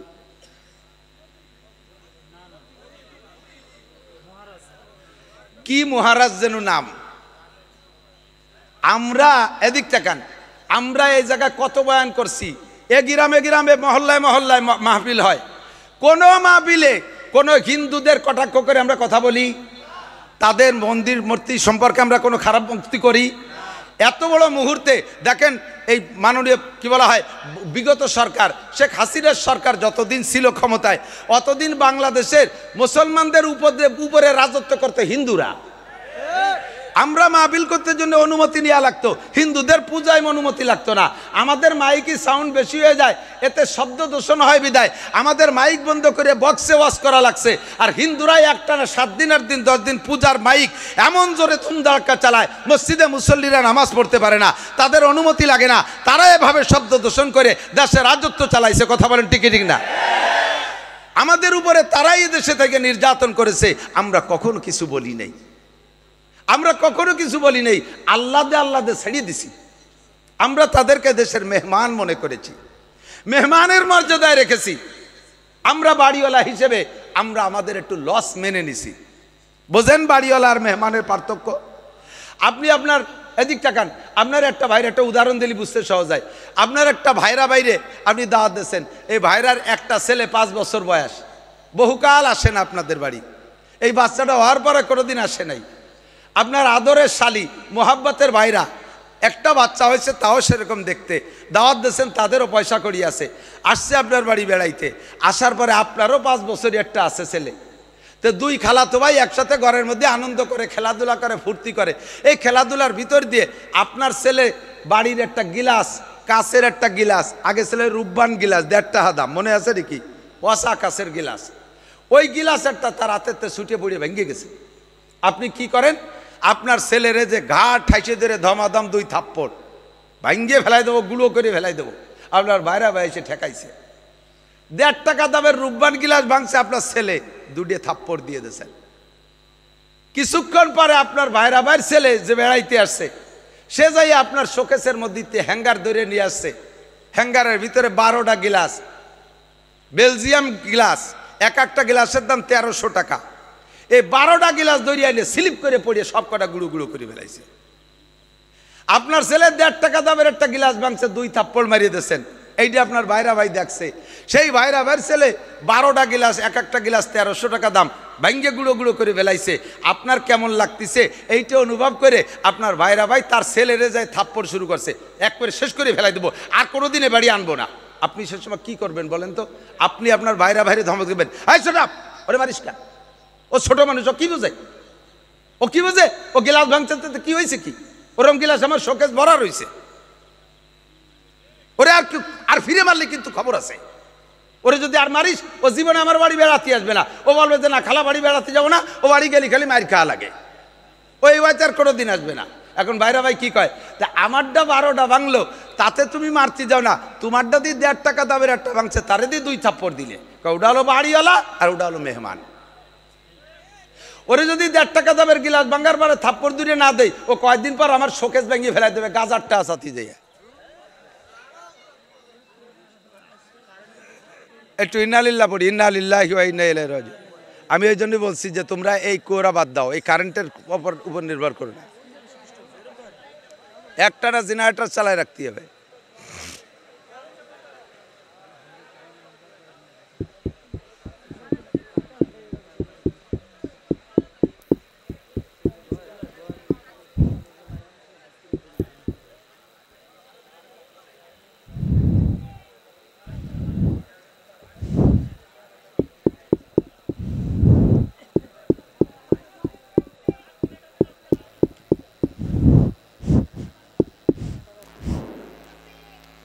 এটা হলো বাড়িওয়ালা, মেজবান আর মেহমানের পার্থক্য। কতক্ষণ আমরা মুসলমান সংখ্যাগরিষ্ঠ, তারা আমাদের কাছে অমুসলমানরা সংখ্যালঘু, আমরা তাদেরকে মেহমানের মতো যত্ন করেছি।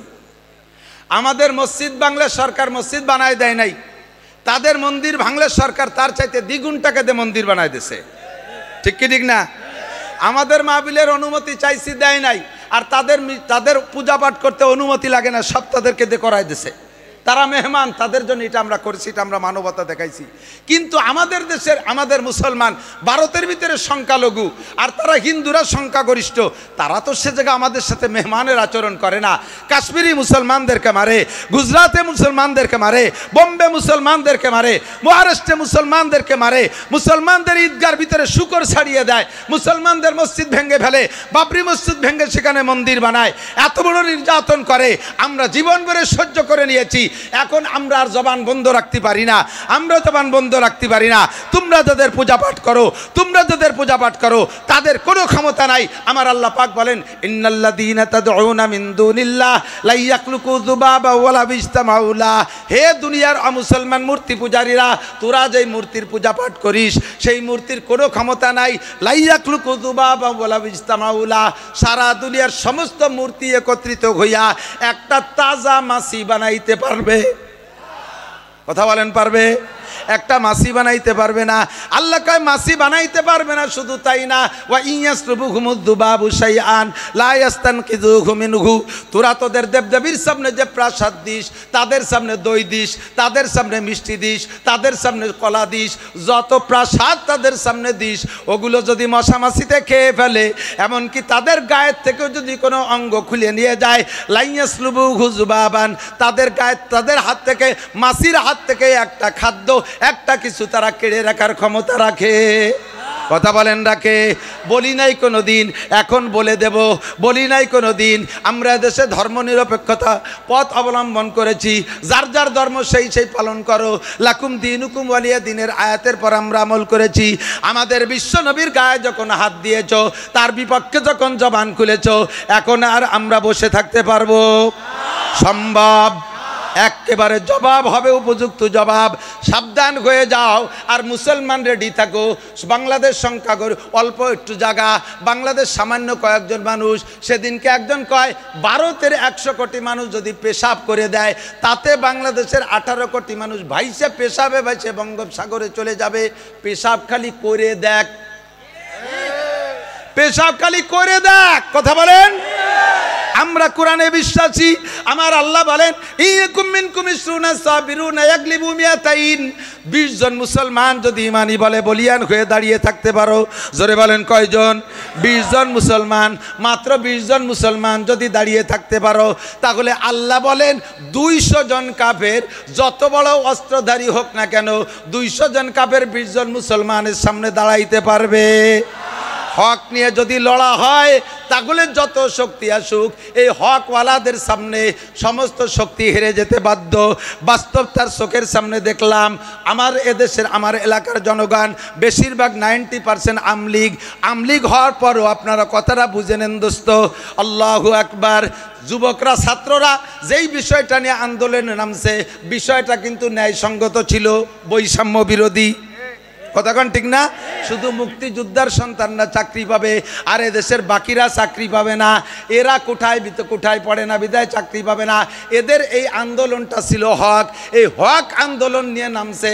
ওদিকে সরকারের সাথে সরকারি ক্ষমতা, তার সাথে সেনাবাহিনী, তার সাথে র্যাব বাহিনী, তার সাথে পুলিশ বাহিনী, তার সাথে বিডিআর বাহিনী, তার সাথে আনসার বাহিনী, তার সাথে যুবলীগ, তার সাথে ছাত্রলীগ, তার সাথে কৃষক লীগ, তার সাথে মূর্খ লীগ, যত আছে সব একসাথে ছিল। মাত্র হক নিয়ে কয়েকজন যুবক মাঠে নামছে। আর এই হকের পক্ষে থাকার কারণে সরকারের এত বড় ক্ষমতা হেরে যেতে বাধ্য হয়েছে। কথা বলুন ঠিক ঠিক না? এটা তো জাগতিক ব্যাপার, এটা তো জাগতিক ব্যাপার। আর উখরবি ব্যাপার, ইসলামের ব্যাপারে যদি 20 জন মুসলমান দাঁড়িয়ে থাকতে পারো, 200 কাফের পরাজিত হতে বাধ্য। আল্লাহু আকবার। ভারতের 100 কোটি কাফেরের ভিতরে, 100 কোটি মানুষের ভিতরে 35 কোটি আছে মুসলমান, তারা আমাদের পক্ষে। কথা বলেন ঠিক ঠিক না? আর বাংলাদেশে 18 কোটির ভিতরে 16 কোটি মুসলমান, ধরে নিলাম 15 কোটি মুসলমান। 35 আর 15 কত হয়? 50। এই 100 কোটি আর এ পাশে 18 কোটি, এর ভিতরে 50 কোটি দাঁড়াই গেছে মুসলমান। 50 কোটি মুসলমান এখন যা আছে, ওরা আমাদের প্রত্যেক একজনের সামনে 2 জন হয় নাই, একজনের সামনে 2 জন হয় নাই। আমরা একজনে 20 জনের সাথে লড়তে পারি। কথা বলেন ঠিক ঠিক না? মুসলমানের গায়ে হাত দিস না, ধর্ম নিয়ে নাড়াচাড়া করিস না। মুসলমানের নারায় তাকবীরের আওয়াজ এটা তো কোনোদিন শুনিস নাই। মুসলমানের নারায় তাকবীরের আওয়াজ। খালেদ ইবনে ওলীদ রাদিয়াল্লাহু তাআলা আনহু, খালেদ ইবনে ওলীদ রাদিয়াল্লাহু তাআলা আনহু যুদ্ধে যাইয়া যুদ্ধে বিজয় লাভ করে চলে আসছেন। কাফের মুসলমান ছিল 10,000 আর কাফের ছিল 30,000। 10,000 30,000-এর মোকাবেলায় এক একজনের সামনে কয়জন? 30 জন। কয়জন? 3 জন। এই যুদ্ধে মুসলমান জিতে কাফেরদেরকে ধরিয়ে নিয়ে আসছে বহুত। তো খালেদ ইবনে ওলীদ রাদিয়াল্লাহু তাআলা কাফেরদেরকে জিজ্ঞেস করে, আমরা তো অল্প কয়জন, তোরা এত ডেলি মার খালি, লাস্টে ধরা পড়ে গেলি, এরকম আত্মসমর্পণ করলি, অস্ত্র ছাড়িয়ে দিয়ে পড়িয়ে গেলি কেন? ঘটনা কি? কয় যে হুজুর, আপনারা যখন নারায়ে তাকবীর কই আওয়াজ দেন, তখন আমাদের কাছে মনে হয় আসমান ভাঙ্গে হুড়মুড় করে আমাদের মাথার উপরে পড়তেছে। যাদেরকে আপনারা জবই করে মারছেন তো জবইতে মরছি, আর অনেকেই মরিয়ে গেছে ওই নারায়ে তাকবীরের আওয়াজে, অন্ডকোষ খসে বুড়ি মরিয়ে গেছে। এমন একটা তাকবীর তো তোমরা শোনো নাই। মুসলমানের তাকবীর শুনতে চাও? দেব আমরা তাকবীর। হবে তাকবীর? নারায়ে তাকবীর, নারায়ে তাকবীর। বিশ্বের মুসলিম, বিশ্বের মুসলিম এক হয়ে শুয়ে থাকলে হবে? এক হয়ে কীর্তি হবে? এক হও, জিহাদ করো। বিশ্বের মুসলিম এক হও, জিহাদ করো। ইহুদিদের দালালরা, নাসারাদের দালালরা, সাধু ঠাকুরের চেলারা, ভারতের চেলারা, ভারতের দালালরা, বিশ্বনবীর শত্রুরা, বিশ্বনবীর অপমান সইবে না রে মুসলমান। নারায়ে তাকবীর। এইরকম একটা তাকবীরের ধ্বনি শুনলে লক্ষ লক্ষ পালায় যাবে, পরনের কাপড় নিতে সময় পাবে না। ঠিক কিনা? সহ্য করব না, বলি নাই, বলার ইচ্ছাও ছিল না, ব্যঙ্গ করি না, করার ইচ্ছাও ছিল না। কিন্তু কেন করাও? আমরা তোমাদের যাদের সম্পর্কে বলবো তোমরাই বলো। বা আরবওয়ালারা মূর্তিরে আরবিতে কয় সনাম, কি বলে? সনাম। এই সনাম পূজারী একজন, অনেক বয়স, 100-র উপরে বয়স, একটানা 80 বছর পর্যন্ত সে তার প্রতিজ্ঞা ছিল আমি যেখানে যাব সনামকে সাথে রাখবো, সনামরে পূজা করব, সনামের জিকির জপ। আমরা জিকির করি আল্লাহ, বলেন আল্লাহ আল্লাহ আল্লাহু আল্লাহ আল্লাহ আল্লাহ আল্লাহু আল্লাহ আল্লাহ আল্লাহ আল্লাহু আল্লাহ। সমাদ সমাদ, বলেন সমাদ সমাদ সমাদ সমাদ। কার নাম? আল্লাহর নাম। কুল হু আল্লাহু আহাদ, তারপরে আল্লাহু সমাদ, সমাদ আল্লাহর নাম। উনরা আরবিতে ওনাদের মূর্তি রেখে সনাম। এই সনামরে গাড়ে করে চলাফেরা করে সব জায়গায়। এক জায়গা যাইয়া ওর পেশা পাইছে সনাম রে, সনামের কাছে তো মুনাজাত করে, এটা দাও ওইটা দাও সেটা দাও, সব চায়। লক্ষ্মীর কাছে অর্থ চায়, লক্ষ্মীর পেটের মধ্যে খালি খেয়াড়, ও কি সাইডে ভয়স অফ তৈরি করে। সরস্বতীর কাছে বিদ্যা চায়, সে নিজেও তো জীবনে কোনোদিন এক লাইন স্কুলই পড়ে নাই, কথা কর না কে। দুর্গার কাছে ক্ষমতা চায়, সে দুর্গার ক্ষমতা কি? রাস্তায় দাঁড়ায় তুলি বেড়া কুত্তো তার নাক মুখ বেড়ে স্প্রে করে সুজায়, সে কুত্তো খেদানোর ক্ষমতা রাখে না, ঠিক কি ঠিক না? তার কাছে ক্ষমতা চায়, তো ক্ষমতা বাবা কার কাছে? ওই ভদ্রলোক এই সব তাই সনামের কাছে চায়। আজকে ওর রাস্তায় চলার পথে সনাম তো গাড়েই রয়েছে, সনামরে রাইকে পেশাব করতে গেছে, তো সনামরে রাস্তার পাশে পেশাব করতে গেছে, দেখে দূরিতে পেশাবের ভিতরে ফস ফস ফস ফস শব্দ আসতেছে, ওর পেশাব ছাড়াও পিছনে একটা শব্দ দেয় যে কুত্তই সেই সনামের আগাগুলা স্প্রে করে দিছে। ও তো ওই পেশাবের মধ্যেই রেগে গেছে, আইসা সনামের ঠ্যাং দৌড়িয়া দমাদম পাথরের সাথে বাড়ি, তোরে শেষ করে ফেলাই দেব বদমায়েশ। আমার জীবনের সব প্রতিরক্ষার দায়িত্ব তোরে দিয়েছিলাম, তুই আমারে পাহারাদারি করবি, তুই আমারে বাঁচাবি, তুই আমারে হেফাজত করবি। তোর কি ক্ষমতা আছে?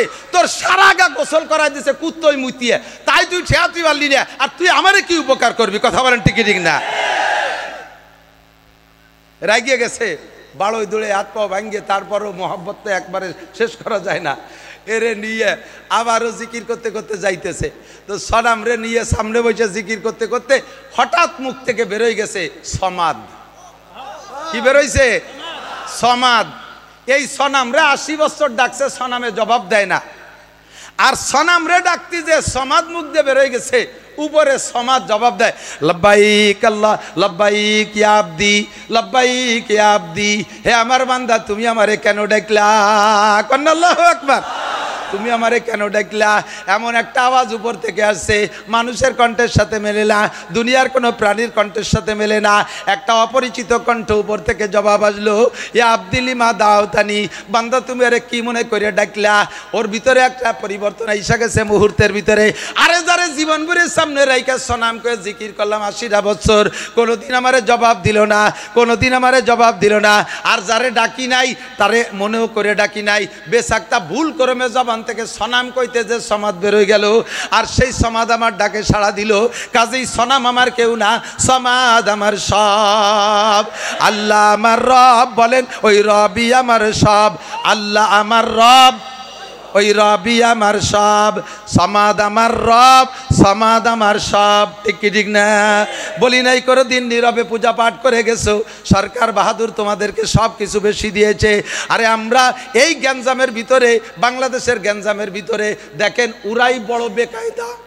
নিজেদের মূর্তি নিজেরা ভাঙ্গে, নিজেদের মন্দির নিজেরাই আগুন জ্বালাই দিয়া, স্থানীয় মুসলমান যুবকদের উপরে দোষটা চাপাই দিয়া এই দেশের মুসলমানদেরকে মার খাওয়াইছে। কথা বলেন ঠিক ঠিক না? এই কৌশল যাতে ব্যবহার করতে না পারে, আবার একটা গ্যাঞ্জাম না লাগাই দিতে পারে, এই জন্যই এই সরকার পতনের মুহূর্তে মাদ্রাসার ছেলেরা, স্কুল কলেজের ছেলেরা, ধর্মপ্রাণ মুসলমানরা, শাসনতন্ত্রের যুবকরা মন্দির পাহারা দিয়েছে। আপনারা জানেন কি জানেন না? মন্দির পাহারা দিয়েছে। আমরা এত খেদমত তোমাদের করি, আর তোমরা আমার নবীর সম্পর্কে এমন আচরণ করলে, এমন আচরণ করলে। এখনই যদি, আগামীকাল যদি কি বলা হয়, সমাবেশ ডাকা হয়, প্রতিবাদ সমাবেশ ডাকা হয়, আপনারা সকলে উপস্থিত হইতে পারবেন তো ইনশাআল্লাহ? যাইতে পারবেন তো ইনশাআল্লাহ? কাজের বাহানা দেবেন, কাজের বাহানা দেবেন। নবী না আসলে আপনি দুনিয়া আসতে পারতেন না, আপনার সব কাজ পড়ে থাকতো, আপনি কিছুই করতে পারতেন না। নবী আসার কারণে আপনার জন্ম হয়েছে। ও দোস্ত, আমার নবীর অপমান এইটা আমরা সইতে পারবো না। আগামীকাল যদি আমাদের ডাক আসে ইনশাআল্লাহ আমরা বেরিয়ে পড়বো, ঠিক আছে না? প্রতিবেশী গোপালগঞ্জ এরিয়ার মধ্যে যারা আসছেন, শুধু তারাই না, এ পাশেও বলমারি তো গোপালগঞ্জের কাছ দিয়ে যারা আছেন, আগামীকাল আমাদের গোপালগঞ্জে সকাল 10টা থেকে 12টা পর্যন্ত এই প্রতিবাদ সমাবেশ হবে এবং স্মারকলিপি দেবো আমরা ডিসি মহোদয়ের কাছে, প্রেস ক্লাবের কাছে। রসুলের আশেক যারা আছেন, আশেকে রসুল যারা আছেন, খালি জিলাপি খাওয়া আশেক না, 12ই রবিউল আউয়ালে জশ্নে জুলুস করা আশেক না, আরে মিছিল দেওয়া আশেক না, অরিজিনাল আশেকে রসুল যারা আছেন, রক্ত দিয়ে হলেও, জীবন দিয়ে হলেও, পায়ে হেঁটে হলেও আগামীকাল গোপালগঞ্জ যাওয়ার চেষ্টা করা যাবে তো ইনশাআল্লাহ। বেশ কিছুদিন আগে, আরও বেশ কয়েক যুগ আগে ভারতের ভিতরে আরেক বদমায়েশ ঠাকুর আমার নবীর নামে রঙ্গিলায় রসুল বই লেখছে, রঙ্গিলায় রসুল। এর ভিতরে নবীর অনেক কটূক্তি করছে। ভারতের এক যুবক, মাদ্রাসার ছাত্র না, তবলিগের কোনো আমির না, ইসলামী শাসনতন্ত্রে ইসলামী কোনো দলের যুবক না, এ আমার কলেজের যুবক, আমার স্কুলের যুবক, আমার জেনারেল স্টুডেন্ট। তোদের মধ্যে থেকে একটা যুবক সে তরবারি একটা চাদরের মধ্যে পেঁচাই নিয়ে ঠাকুরের গেটে যে বলছে, অমুক ঠাকুর কোথায়? বললো যে ভিতরে। কেন, কি খবর? তার সাথে আমার সাক্ষাৎ আছে। বলেন আগে কি সাক্ষাৎ? বলে না, দরকার আছে, আগে সাক্ষাৎ করতে দেন। ভিতরে চলে গেছে, যার অনুমতি দিয়েছে, যাইয়ে সামনে বসে বলছে, এই তুই আমার নবীর সম্পর্কে এই গুস্তাখি আলোচনা তুই করেছিস? আমার নবীর সম্পর্কে এই তুই লিখছিস? সে জানে যে আমরা ভারতের মহাশক্তি, আমরা ভারতের মানুষ, আমাদের সামনে আবার কে আসে? আর গেটে তো আমার পাইক পিয়াদা আছেই। ও বলছে, হ্যাঁ লিখেছি, তোমার নবী এই দোষে দোষী, তোমার নবী চরিত্রহীন ছিল, তোমার নবীর শরিয়াতে 4টে বিয়ে করার অনুমতি আছে, কোরআনে বলছে, আর তোমার নবী 9টা স্ত্রী ব্যবহার করেছে, তোমার নবী শরিয়াত বিরোধী কাম করেছে। জোরে কন্যা নাউজুবিল্লাহ। বলার সাথে সাথে মাদ্রাসার ছাত্র না, মুহাদ্দিস মুফতি মুহাদ্দিস শাইখুল হাদিস না, এই যুবক কলেজের যুবক, এই স্টুডেন্ট, তোদের মতো একজন জেনারেল শিক্ষিত যুবক, তার ভিতরে সে হয়তো নামাজ পড়তো কিনা পড়তো আল্লাহই ভালো জানে, নবীর শানে বেয়াদবি সহ্য করতে না পাইরা যে সরাসরি নিজ হাতে তার প্রতিবাদ করেছে, অ্যারেস্ট হয়ে গেল, সরকার নিয়ে গেল, ট্রাইব্যুনাল কোর্টে তার দ্রুত বিচার হয়ে গেল, বিচারের রায় ঘোষণা হয়েছে, আগামীকাল তার কি হবে? ফাঁসি হবে, আগামীকাল ফাঁসি হবে। ফাঁসির সংবাদ কের কাছে যদি আসে, ও কান্দে না হাসে? এই আপনাদেরকে ফাঁসির হুকুম হলে হাসবেন না কানবেন? কানবে না? পাগল হয়ে যাবে না? যুবকের কাছে যখন ফাঁসির ঘোষণা চলে গেছে, কোর্টের থেকে খবর পৌঁছানো হলো আপনার আগামীকাল ফাঁসি হবে, যুবক চেহারাটা খুশিতে হলুদ হয়ে গেছে। কোন সুবহানাল্লাহ। চেহারাটা খুশিতে হলুদ হয়ে গেছে, হাসতিছে মুস্কি মুস্কি। কোর্টের লোকে জিজ্ঞেস করে, তোমার আগামীকাল ফাঁসি হবে, তুমি এত আনন্দ খুশি হচ্ছ, হাসছো কেন? কয় যে তা তোর কাছে বলে লাভ কি? মুসলমানরা আসছে, তুমি এই ফাঁসির খবরে হাসছো কেন? তুমি তো কাঁদবা। কয় যে গত রাত্রে আমি স্বপ্নে দেখি বিশ্বনবী মুহাম্মদুর রাসূলুল্লাহ সাল্লাল্লাহু আলাইহি ওয়াসাল্লাম আর 4 খলিফা সাথে আমাকে জান্নাত থেকে ইস্তেকবাল অভ্যর্থনা জানানোর জন্য আমার কাছে চলে আসছে। আমাকে নবী পাক হাত ছাড়ি দিয়ে বলছে, তুমি চলে আসো, কালকে আমার সাথে একসাথে জান্নাতে থাকবা। আমার একটা জীবন চলে গেলে আমার দুনিয়ার সব সাথ শেষ, আমি নবী পাকের সাথে জান্নাতে থাকবো, আমার নবীর সাথে জান্নাতে থাকবো। মাররা মিনকুম মুনকারান ফালইয়ুগাইরু বিয়াদিহি। যদি ইসলাম বিরোধী কোনো কিছু দেখো, শক্তি থাকলে হাত দিয়ে প্রতিবাদ করো। কথা বলেন ঠিক কি ঠিক না? ফাইল্লাম ইস্তাতিফা বিলিসানি, না পারলে কমপক্ষে জবান দিয়ে একটু বলো। ফাইল্লাম ইস্তাতিফা বিকলবিহি, জবানও যদি না খুলতে পারো, অন্তরে ঘৃণা করো। অন্তরে ঘৃণা করাকে বলছে আযাফুল ঈমান। এটি ঈমানের সবচেয়ে দুর্বল পয়েন্ট। আমরা অত দুর্বল না, আমরা এখনো জবান তো চালাইতে পারি। কথা বলেন ঠিক ঠিক না? আর হাত চালানোতে সমস্যা, হাত চালানোতে সমস্যা। একটু হাত খোলেন। আফগানিস্তানের মানুষ মুসলমানরা কয়েক মোল্লা মাত্র 42টে, মাশাআল্লাহ হাত নামান, 42টে শক্তিধর দেশ সমন্বয়ে এই বাহিনীর নাম ছিল ন্যাটো। মুল্লারা সায়েন্স পড়ে নাই, বিজ্ঞান পড়ে নাই, বোমা বানাইতে পারে না, রাইফেল বানাইতে পারে না, কোনো অস্ত্র বানাতে পারে না। চায়নার থেকে কিছু পাইছে রাইফেল বন্দুক, তার নাম হলো ক্লাসিনকভ। এই ক্লাসিনকভ দিয়ে বিদেশের 42টে রাষ্ট্র শক্তিশালী দেশের সমস্ত সমরাস্ত্রকে একেবারে কেড়ে রেখে দিয়া 8,000 মার্কিন ডলার, 8,000 কোটি মার্কিন ডলারের অস্ত্র কেড়ে রেখে দিয়ে তাদেরকে খালি হাতে জুতোর মালা গলায় দিয়া তাদের পরনের পাশায় প্যান্টও পরতে সুযোগ পায় নাই, এভাবে তারা পালায় চলে গেছে মুল্লাদের ধাওয়ায়। কাজেই আমাদের হাত গুটিয়ে রাখার সুযোগ সময় নাই? কথা বলেন ঠিক কি ঠিক না? ফিলিস্তিনের 40 লক্ষ, ফিলিস্তিনের কি বলা হয় 23 লক্ষ মানুষ, 23 লক্ষ মানুষ গাজার ভিতরে, তাদের ভূমি আয়তন কতটুক জানেন? কাশিয়ানি থানা অথবা আল বলমারি থানা পরিমাণ, 42 কিলোমিটার লম্বা আর 12 কিলোমিটার চওড়া। বলেন তো কতটুক জায়গা? আমার মনে হয় 2-3টে ইউনিয়নের জায়গা, ঠিক না? এই জায়গার সাথে এই কয়জন সাধারণ পাবলিকের সাথে আমেরিকা লড়তেছে। ইসরায়েল তো ফেসে অস্ত্র দিচ্ছে কে? আমেরিকা দিচ্ছে, ব্রিটেন দিচ্ছে, যুক্তরাজ্য দিচ্ছে, পশ্চিমারা সবাই তাদেরকে অস্ত্র দিচ্ছে। একটা বছর পর্যন্ত মুজাহিদদেরকে হারাইতে পারে নাই। এ কাফেরের দল, ইহুদ নাসারার দল, জেনে নে, আমার নবীর সৈনিকদেরকে খেপাস না। যদি খেপে যায় বিশ্ব মুসলিম, ইনশাআল্লাহ এই পৃথিবীতে তোরা পা রাখার জায়গা পাবি না। কথা বলেন ঠিক ঠিক না? প্রস্তুত আছেন তো ইনশাআল্লাহ? প্রস্তুত আছেন তো ইনশাআল্লাহ? আমার বয়ান সময় শেষ, এরপরে আসবে ইশার আজান হবে, নামাজ হবে। একজন মানুষ যদি আজকে এখান থেকে নামাজ ছাড়া উঠে চলে যাও যুবক, তাহলে প্রমাণ হবে তুমি মুহাম্মদুর রাসূলুল্লাহর সঠিক সৈনিক নও। তুমি মিথ্যাবাদী, এখানে অনার্থক হাত জাগাইছো। রসুলের সৈনিক হিসেবে প্রমাণ দিতে অজু বানায় এই জামাতের সাথে, বড় জামাতের সাথে নামাজ হবে। নামাজের পরে মিজানুর রহমান ফরিদি, একজন উঠবেন না, আমার কথা আছে, একজন উঠবেন না, মিজানুর রহমান ফরিদি, অবশেষে আরিফ বিন হাবিব সাহেব, আমার বাংলাদেশের বর্তমানে আল্লামা হিসেবে যাকে বলা যায়, একবার তাজা কোরআন হাদিসের রেফারেন্স দিয়ে বয়ান করবে। আমরা শেষ পর্যন্ত শুনবো, থাকবো তো ইনশাআল্লাহ? বেয়াদবি মোটে করবো না। আমরা ইনশাআল্লাহ প্রস্তুত থাকি। আল্লাহ তাআলা আমাদেরকে এই জিহাদের ময়দানে শরীক হওয়ার তৌফিক দান করে, বলেন আমিন। আগামীকাল গোপালগঞ্জের এই প্রতিবাদ মিছিলে আপনাদেরকে দাওয়াত দিচ্ছি। আর আমি খাসভাবে দোয়া চাই আমার ভাই কারি সিদ্দিকুর রহমান সাহেবের জন্য। সকলে দোয়া করবেন, তার কিছু প্রশংসা থাকলে করবেন। তার ছোট্ট একটা বাচ্চা মাদ্রাসায় পড়ে, এখনও সে মাদ্রাসার হাল ধরার ক্ষমতা নাই। আমার ছেলেদের মতো ছোট, এখনো লেখাপড়া করে। ছেলেটা ফারেক হয়ে লেখাপড়া শিখে আসুক, বাপের এই স্থান সে বসতে পারে। আর তার মাদ্রাসাটা আমরা সকলে মিলে সহযোগিতা করব তো ইনশাআল্লাহ? এই মাদ্রাসার পক্ষে কারা কারা একটু হাত দেখাবেন?